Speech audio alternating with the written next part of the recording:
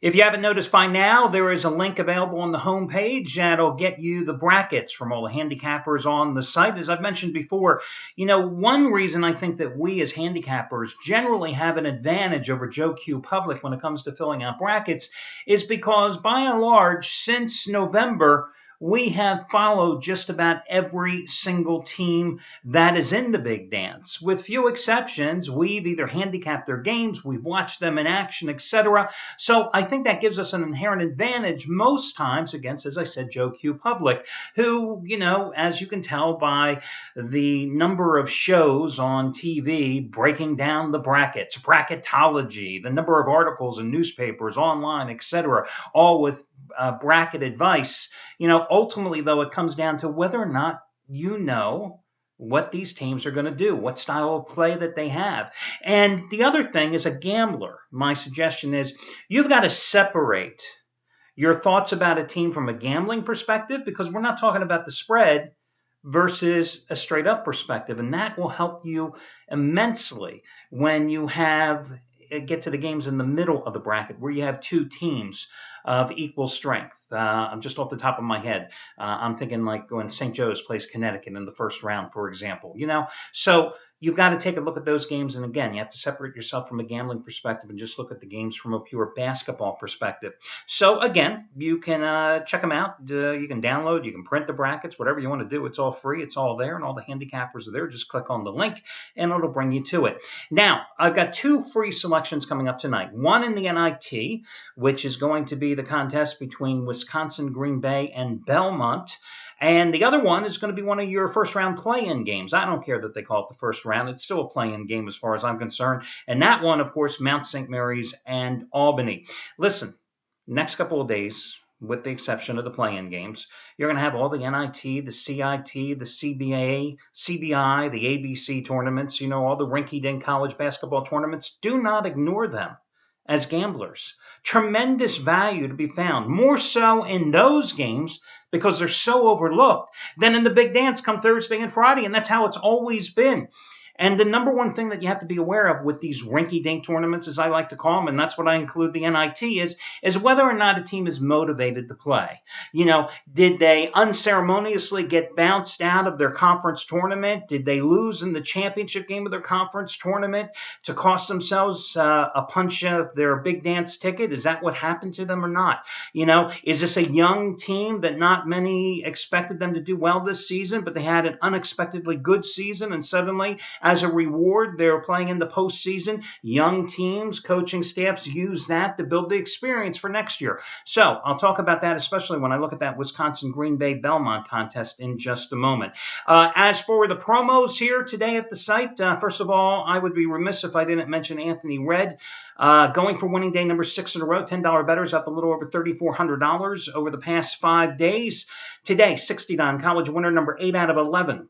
One of the obscure games on the card. It goes at 10 o'clock Eastern Time, Portland State and San Diego. It is the half-price play of the day. Remember, you just got his big $100 winner on Michigan State over Michigan on Sunday as a half-price play of the day. And, of course, yesterday you got a $40 NBA total winner from him on the 76ers and Pacers under as the $5 play of the day. And this play today is even stronger. What I like to call the bailout special.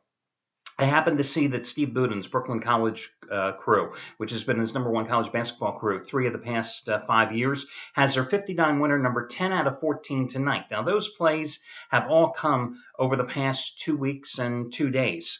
It happens to be a game that goes at 11 o'clock Eastern Time, St. Mary's in Utah. It's his NIT mismatch, or their NIT mismatch of the year. So I happen to make that a play that you can save $55 and get the play for just $34. $59 winner number 10 out of 14 the past couple of weeks. And the coupon code is Brooklyn55. Brooklyn55 and the $5 play of the day. And a money-saving discount coupon code that'll save you $24 is all available on the homepage. If you have not yet made a donation, and I realize a lot of you play offshore, so you don't have access to your funds for a good week, remember the charity play of the week information is all right beneath me. Again, it's based on Chris Jordan cashing in with his NBA Game of the Month winner with the Clippers pounding the Cavaliers. Of course, it helped that Kyrie Irving got hurt early in that contest on Sunday night. But hey, who quibbles over the way you win a game as long as you win it, right? And you won it. You got it for free. It was a $79 play. Whatever you can afford, please give. Again, the story and all the details right here underneath my video report. Now, let's get to the... Oh, is there anybody else hot here today? Let me just look. I forgot to look at the site to see if there's anybody else I should be telling you about. Craig Davis going for winning day number 22 out of 33. NC State Xavier. Jeff Benton, 89 winner, number 4 out of 5. Tournament dog of the year. Brad Wilson, geez, he's only made $10 bettors over $10,500 since July. He has a 59 release tonight. That's pretty good for the highlights, right? Let's talk about the games here tonight. I thought about first talking about Florida Gulf Coast and Florida State. You've seen how the line in that contest has dropped from 12 down to 10.5 in most places because Seminoles' top player was a game-time decision. I mean, he was wearing a walking boot yesterday after getting hurt in the loss in the ACC tournament against... who was it? Virginia. So even though I like Florida State originally in that contest, I want to stay away. And there's a game, just for an example. There's Florida Gulf Coast. You remember they were the Sweet 16 darlings a year ago and got everybody excited with their brand of dunking and play, right? Up-tempo. There they were, and personally I know this because I bet them this day. There they were 2 weeks ago playing at home in the championship game of the Atlantic Sun Tournament against Mercer.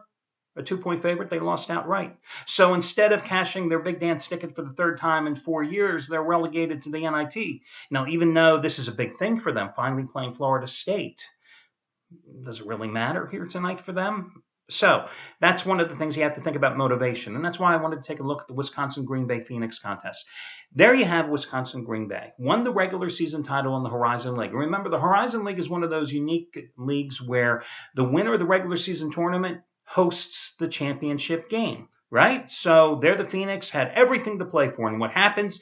They come out, their first game in the tournament, they get upset as a double-digit favorite to arch rival Wisconsin-Milwaukee, which eventually went on, won the tournament, and of course is going to be playing later this week.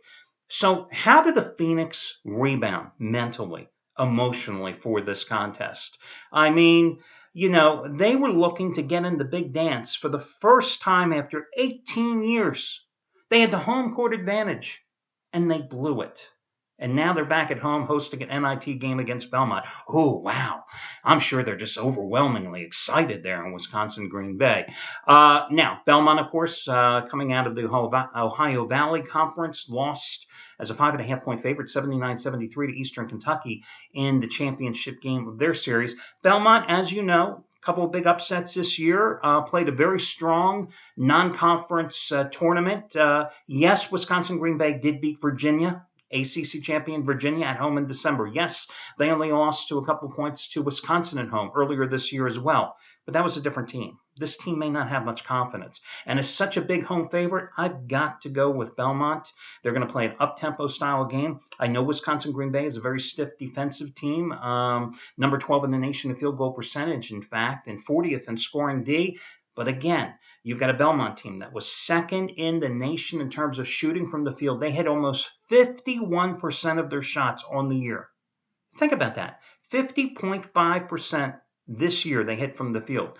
17th in the nation in scoring at 80 points a game. I think Belmont plus the points is the way to go in this contest. Now, the other game. Albany and Mount St. Mary's. Remember what I said at the top of this video report where we inherently have an advantage because we get to watch the majority of these teams? Well, in the majority, neither is Albany or Mount St. Mary's. I got to tell you, I haven't seen either team play all season. I knew nothing about either team until researching this game extensively, and that's why it's relegated as a free pick. Now, the game you know is going at 6:40 Eastern Time, and it's being played in Dayton. The Great Danes, that's Albany. Can't bet on the team if you don't know the nickname. They've won 6 of their last 7 games. They beat Stony Brook, catching 6.5 points, 69-60 in the championship to win the championship of the American East. Meanwhile, you have and by the way, before that, they beat Vermont as a 7-point underdog, okay? And in that 6-1 closing run, their only loss came against Stony Brook, whom they avenged their loss in the championship game, winning outright. Now, Mount St. Mary's, they are the Mountaineers. They upset Robert Morris in the championship game of their tournament. They were a 6.5-point underdog in that contest and won by 17 points. Before that, as an 8-point dog, they upset Wagner, beating Wagner by 5 points. Last game for them, though, was March 11th. And this is something else you also have to factor in. Teams that get bounced out of their conference tournaments early, especially those teams from the minor league conferences, they have been idle anywhere from 7 to 10 days. So you have to wonder how sharp they will be coming into this contest. Meanwhile, Albany just played on Saturday, okay?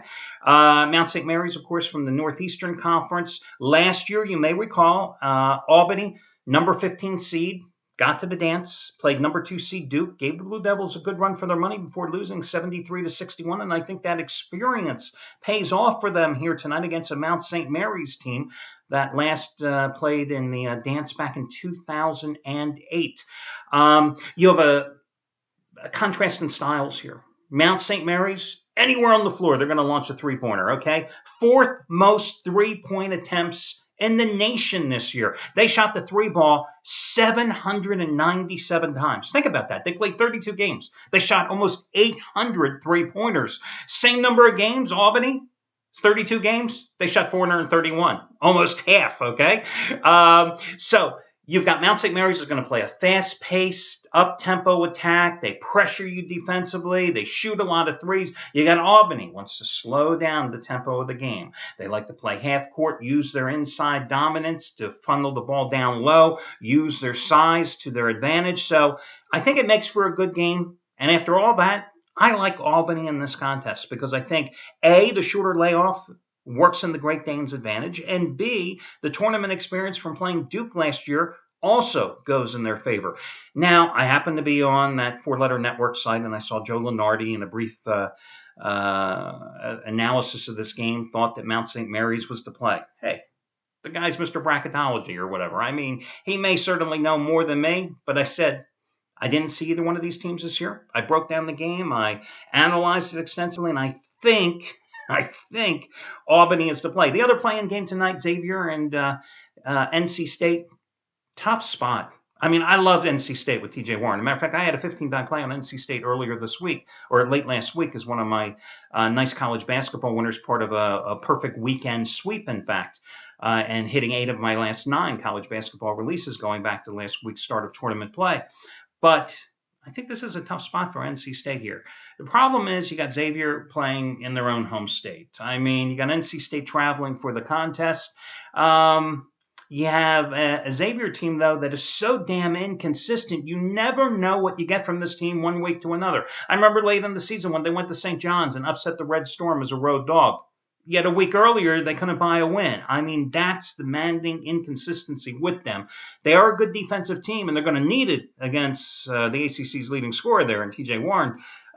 Interesting game. I'd probably lean towards Xavier, but not really. I'd like to see NC State win. Lean a little towards Xavier, but not a game that I would venture much more than just that opinion on. So that'll do it, guys. Best of luck to you all, and I will catch you again on, what's today? Tuesday? God, it only seems like Friday. You know what I mean? I'll catch you again on Wednesday when we do this once more.